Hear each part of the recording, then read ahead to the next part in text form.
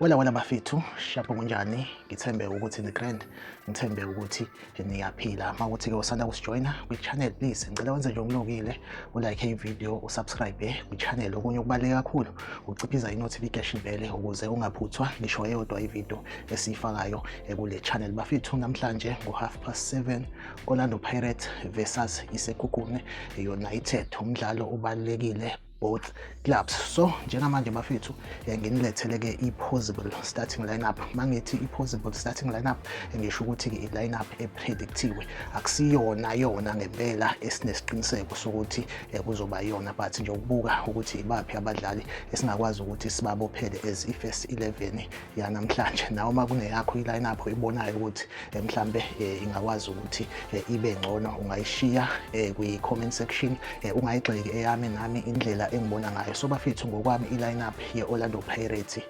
ingase ibe kanje. Emapalini obvious goalkeeper ke uSipho Chayine, bese kuthi ke ku-backline i-left back uDion Otto, bese kuthi ke i-right back kube uKamohelo Sibilibili, then ama-center back sinoNkosinathi Sibisi, bese kuba uLebone Siyema, then eswini sinomthetheleli Mthiyane, bese kuthi enye futhi i-midfielder kube uThapelo Mohoboti, then umuntu oyi-attacking midfielder since singasenaye uPatrick Maswanganye, so i-attacking midfielder ngifake uCameron Dancing.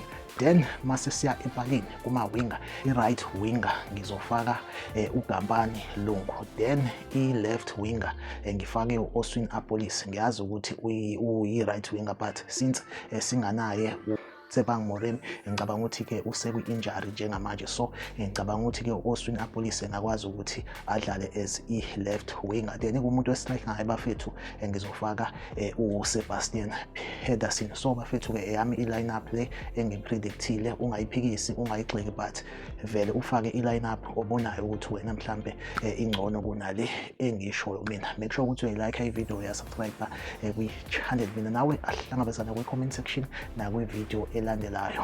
During i-game mawuthi mhlambe awukho eduze ne-TV, ngizobe ngikhona ngokuvezela ama-live goals just for you ukuthi uyibonele ukuthi igoli lizobe lingene kanjani. Okwamanje ngivumele ngithi nje bye bye.